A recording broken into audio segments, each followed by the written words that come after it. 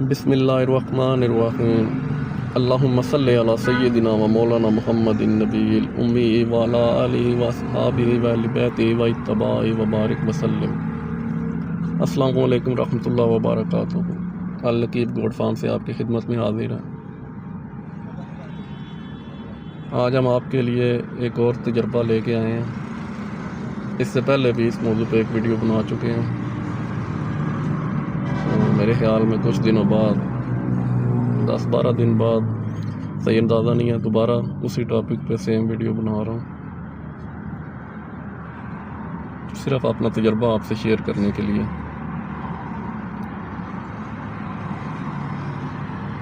ये जानवरों की सफाई के मुतल्लिक़ है, जानवरों को किस तरह साफ़ रखा जाए।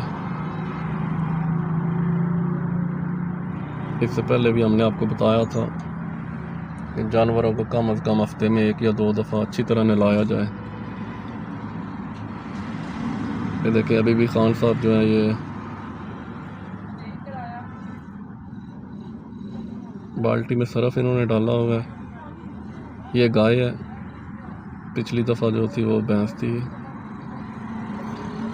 एक गाय इससे पहले नहला चुके हैं, अब ये दूसरी नहला रहे हैं।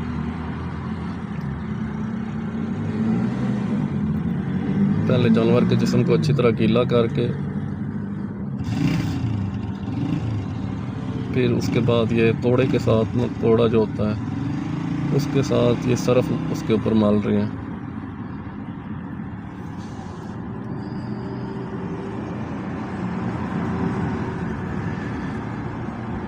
जिस तरह आप समझ लें कि शैम्पू या ये साबुन इस्तेमाल किया जाता है नहाने के लिए, इसी तरह जानवर के लिए ये सरफ इस्तेमाल कर रहे हैं। पिछली दफ़ा वो गाय के भैंस के जिस्म में थोड़ा बहुत था, उनके जिस्म पे वो जुएँ थी हल्की फुल्की, और उसके लिए शैम्पू इस्तेमाल किया था, सरफ में शैम्पू भी ऐड किया था। उससे माशाल्लाह वो बिल्कुल ख़त्म हो गई। इनके जिस्म में इस तरह का कोई मसला नहीं था जुओं या चिचड़ वगैरह का, इसलिए ये सिर्फ सरफ से कर रहे हैं।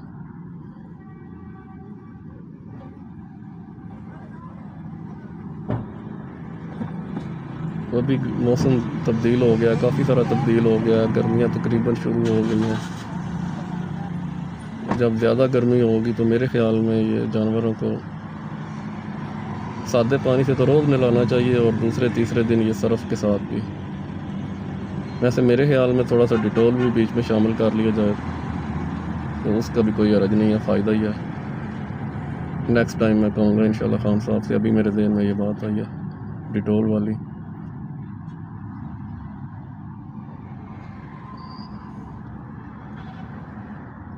दो 3 ढक्कन जो है डिटोल के शामिल कर रहे हैं, वो भी जरासीम कुछ होता है।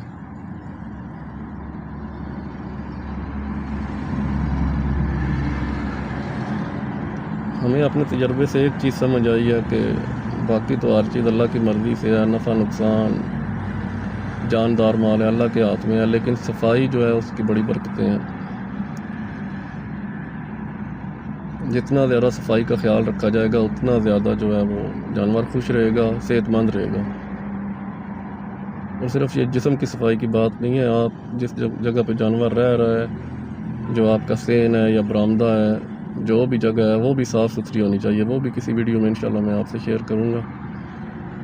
इनके नीचे की जगह भी, जिस जगह ये रह रहे हैं, जिस जगह बैठ रहे हैं, वो जगह भी साफ़ और खुश्क होनी चाहिए।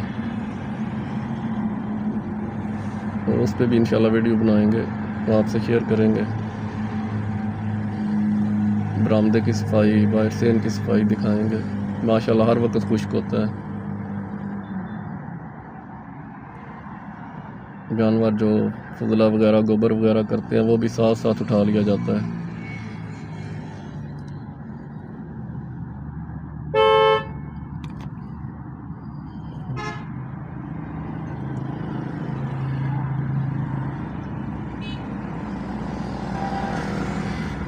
ये देख लें, ये अभी तक जो है ये सरफ मार रहे हैं उसके ऊपर। ये गाय को मेरे ख्याल में पहली दफ़ा नहलाया जा रहा है। ये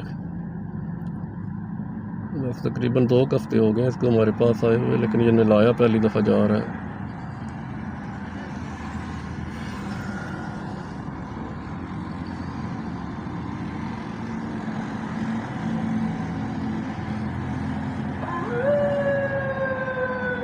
देखें ना, पहले उन्होंने सरफ मला है, अब पानी खोला हुआ है, पाइप साथ लगाया हुआ है और उसी तोड़े के साथ जो है ऊपर से माल रहे हैं, सारा साफ़ कर रहे हैं।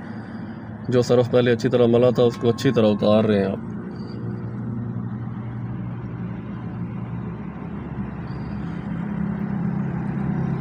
ये बिल्कुल तकरीबन वही प्रोसेस है जो इंसान का है। जिस तरह इंसान खुद नहाता है अच्छी तरह, इसी तरह जानवर को भी नहलाया जाए।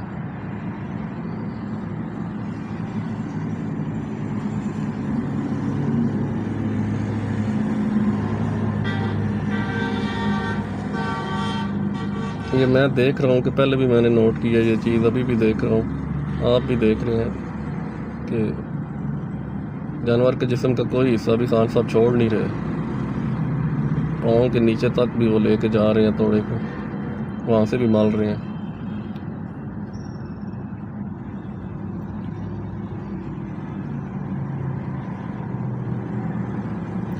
ये वीडियो थोड़ी लंबी हो जाएगी, इसकी वजह यह है कि इसमें कोई चीज़ भी स्किप मैंने नहीं की,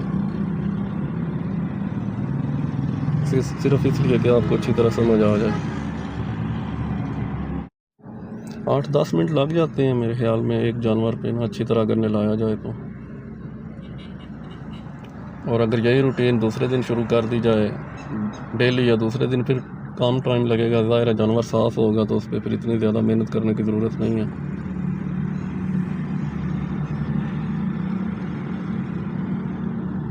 वैसे तो इनके लिए अंदर एक तालाब भी होना चाहिए, भैंसों के लिए स्पेशली।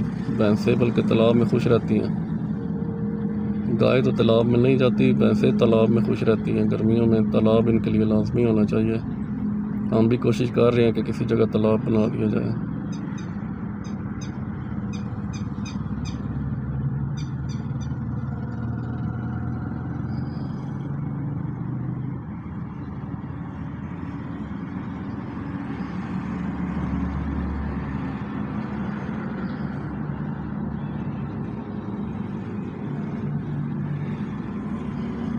अभी ये इसकी रस्सी खोलने लगे हैं, ये इसका मुकम्मल हो गया।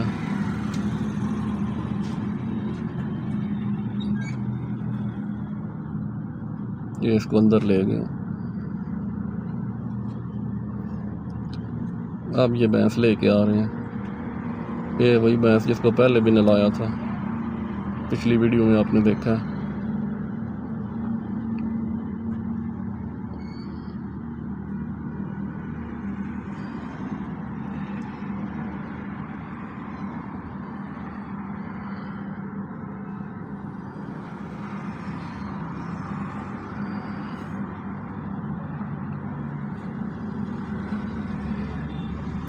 इस तरह जानवरों को साफ़ सुथरा रखा जाए तो इन पे मक्खी बहुत कम आती है, मच्छर मक्खी इनसे दूर रहता है, जानवर भी सुकून में रहता है, ख़ारिश वगैरह नहीं होती, तंग नहीं पड़ता, आराम से चारा खाता है, आराम से बैठा रहता है, आराम से चुवाई करवाता है।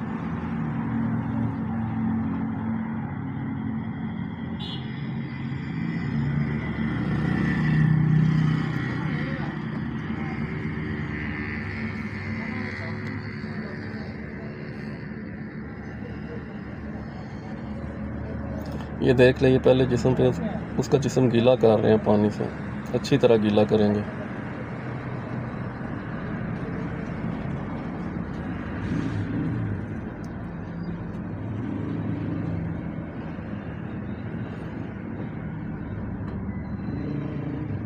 ऊपर नीचे हर जगह पानी मारेंगे ताकि अच्छी तरह गीला हो जाए।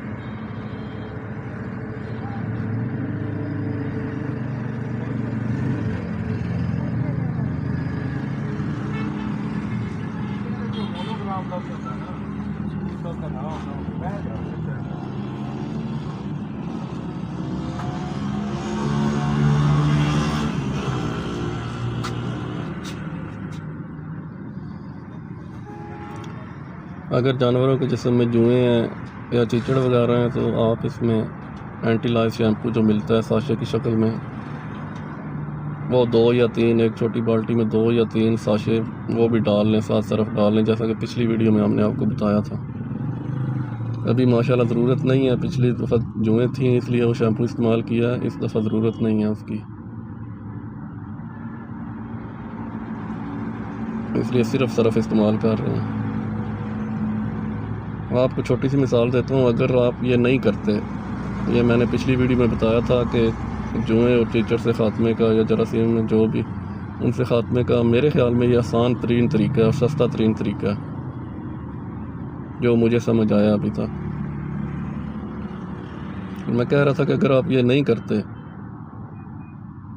नहला लें, चले सादे पानी से नहला लें, दूसरे चौथे दिन अगर ये आप सरफ वगैरह इस्तेमाल नहीं करते, इस तरह अच्छी तरह मलते नहीं हैं या नहलाते नहीं हैं, जानवरों के जिस्म में आपको पता है जुएँ पैदा हो जाती हैं, ख़ारिश होती है, मक्खियाँ होती हैं, मच्छर मक्खी तंग करता है बहुत ज़्यादा, ख़ारिश होती है जानवर को बहुत ज़्यादा, जानवर तंग पड़ता है, कभी दीवारों के साथ, दरख्तों के साथ, खुरली के साथ ख़ारिश कर रहा होता है, जिस्म को ज़ोर ज़ोर से रगड़ रहा होता है, जिससे जिस्म पे ज़ख्म भी हो जाते हैं। अगर हम ये एहतियात नहीं करते, नहलाते नहीं हैं, इन चीज़ों से परहेज़ नहीं करते, जो भी जरासीम वगैरह हैं, तो आपने अक्सर देखा होगा कि जानवर में जब ये चीज़ें ज़्यादा हो जाती हैं, कीचड़ हो जाते हैं, जुएँ हो जाती हैं, उसके बहुत सारे मनफी असरात मुरतब होते हैं जानवरों के जिस्म पे भी और दूध पे भी। अगर दूध वाला जानवर है तो आप देखेंगे कि वो दूध कम कर जाएगा, थोड़ा नहीं काफ़ी कम कर जाएगा। मेरे ख्याल में जो एक जानवर जो मेरा तजर्बा है, पीछे हमने देखा है कुछ सालों में, 2-3 सालों में, 4 सालों में, जो जानवर अगर फ़र्ज़ करें आपका 10 किलो दूध दे रहा है, 10 लीटर, तो उसमें अगर ये चीज़ें आती हैं, ख़ारिश कीचड़ वगैरह आते हैं, जुएँ वगैरह आती हैं, उसका दूध जो है ना, दूध कीचड़ की वजह से भी 2-3 केजी कम हो जाता है। उसके बाद फिर हम क्या करते हैं, उसके बाद हम कोई ना मेडिसन यूज़ करते हैं। मेडिसन की तरफ भी इतनी जल्दी हम आम मेडिसन की तरफ भी नहीं जाते, क्योंकि वो ये चीज़ें ज़्यादा होती हैं, कीचड़ ज़्यादा होते हैं, जुएँ ज़्यादा होती हैं। फिर डॉक्टर हमें डायरेक्ट जो है ना वो इंजेक्शन की तरफ रिकमेंड करता है, इंजेक्शन लगाएं। फिर हमें इंजेक्शन लगाना पड़ता है मजबूरी में, 1 या 2 इंजेक्शन जो भी डॉक्टर रिकमेंड करे। उस इंजेक्शन का ये असर होता है कि 2-3 किलो दूध और कम हो जाएगा, यानी 50% जो है ना दूध कम हो जाता है जानवर का, जुओं से और इंजेक्शन से। फिर वो जुओं का असर ख़त्म होते अगर ख़त्म होती हैं, और फिर इंजेक्शन का असर ख़त्म होते होते वो काफ़ी दिन लग जाते हैं, 15-20 दिन तो लग जाते हैं मेरे ख्याल में रिकवर करते करते जानवर को दूध वापस अपना दूध लाते हुए, या मैं भी ज़्यादा भी लग जाती हूँ।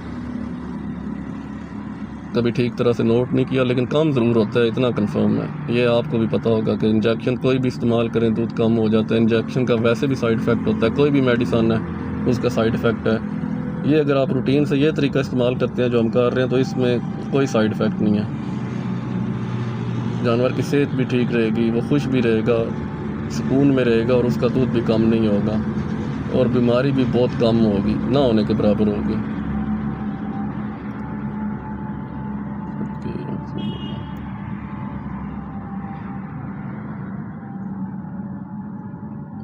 जानवरों के काम में जो मैंने चीज़ नोट की है, सबसे ज़रूरी चीज़ जो है वो सफाई है। जानवरों के जिस्म की सफाई, जानवरों की जगह की सफाई, माहौल यानी बहुत ज़्यादा डिपेंड करता है इसमें कि आपने जानवर को किस माहौल में रखा हुआ है। आपकी जगह हवादार होनी चाहिए, खुली होनी चाहिए। कोशिश करें जितनी खुली जगह अरेंज कर सकते हैं उतनी करें। ये ना देखें कि इतनी जगह में इतने जानवर होने चाहिए, या अगर हम इन्हें तंग करके कितनी जगह में रख सकते हैं, जानवर के साथ जानवर जोड़ के कितनी जगह में आ जाएगा, इस तरह की चीज़ें नोट ना करें, बल्कि ये ज़हन में रखें कि जितनी खुली जगह आप अरेंज कर सकते हैं उतनी खुली जगह होनी चाहिए और हवादार होनी चाहिए।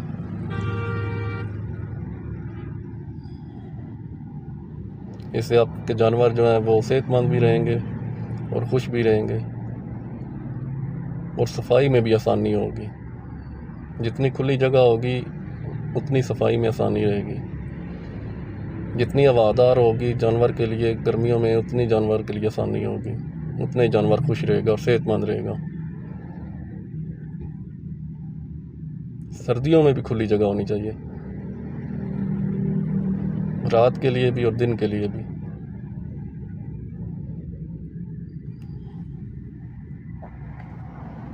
हमारी कोशिश है कि हम जो भी वीडियो बनाएं वो अपने ज़ाती तजर्बा, ज़ाती एक्सपीरियंस की हो,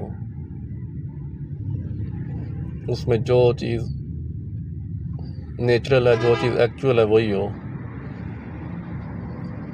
अपने पास से कोई चीज़ ऐड ना करें। जो हमारा ज़ाती तजर्बा है, जो हम लोग कर रहे हैं, अच्छा कर रहे हैं, बुरा कर रहे हैं, गलत हो रहा है, सही हो रहा है, वही चीज़ हम आपसे शेयर करें। आपसे गुजारिश है कि आप हमारी रहनुमाई फरमाते रहें। कमेंट्स करके हमें बताएं कि हमारी कहाँ कहाँ कमज़ोरियाँ हैं, क्या गलतियाँ हैं, किस तरह हम मज़ीद बेहतर कर सकते हैं। बहुत शुक्रिया।